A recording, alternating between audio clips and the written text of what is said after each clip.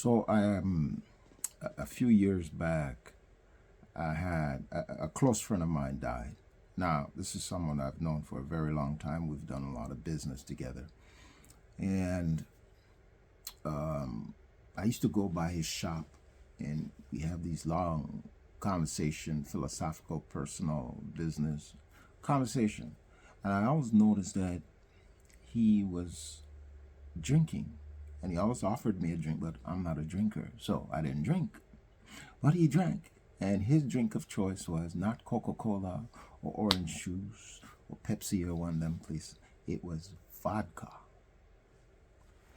Now, he had done very well in the business that he was, because he used to import quality furniture, office furniture from Brazil. And so he had done very well for himself. But then he had to spend long hours at the store. He had to be doing a lot of things himself. And that's what happens when you're an entrepreneur. A lot of times you're the cook, you're the bookkeeper, you're the guy that takes the garbage out, you're the guy that mops the floor, you're the guy that's cooking the food, making the sandwiches, doing the cash register, you're the guy that's doing everything. Even you're the guy that even wash the windows outside sometimes, because you have to, because you can't afford to get extra staff. You're the guy that does all the shopping.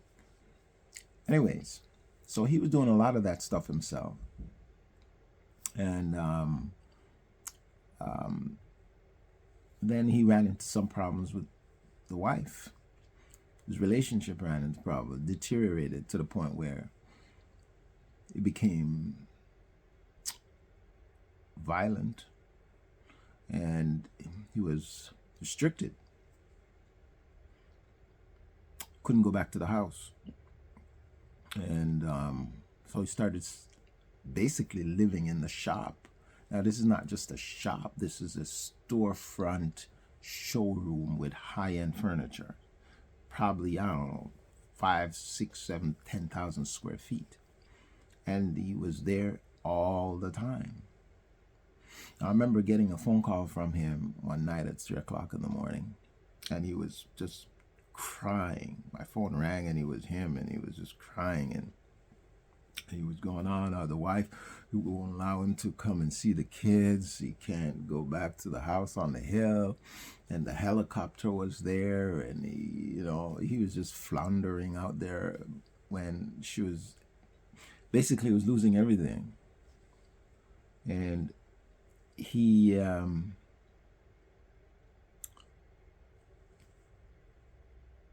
died. He drank himself to death.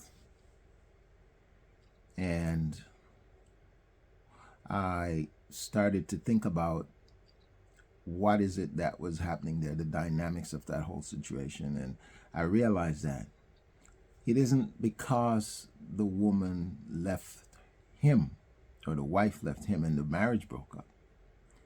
It is the lifestyle that he was used to has been destroyed or taken away. The lifestyle with the wife that he comes home to every day, the kids that he's used to seeing, that he cherishes, the house that he's comfortable in, that he bought and that he paid for, and that the house that he either built or paid for, or and the comfort that he has gotten used to. It's the lifestyle.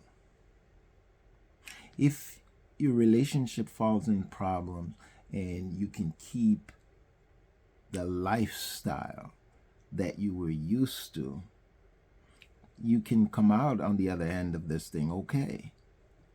But that's not happened to a lot of people. And I'm speaking about men in general. Most men end up leaving the house, and the wife stays in the house with the kids in the house, and sometimes keep the helicopter and the house on the hill. So the men are destroyed. Men get destroyed in this thing. And that's what happened to my friend.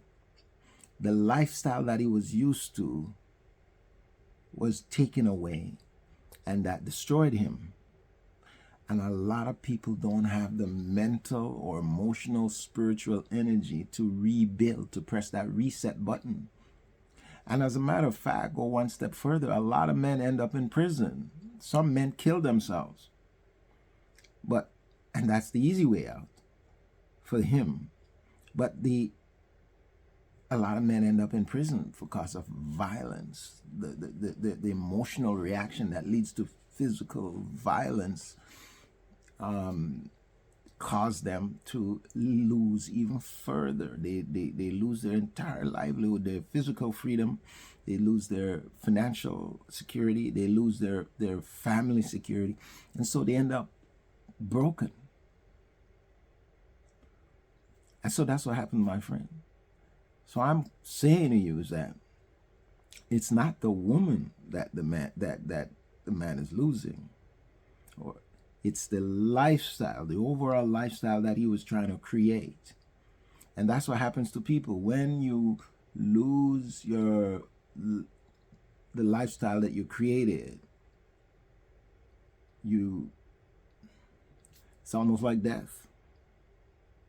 But it takes a great amount of patience and a great amount of energy, strength of character to not fall apart.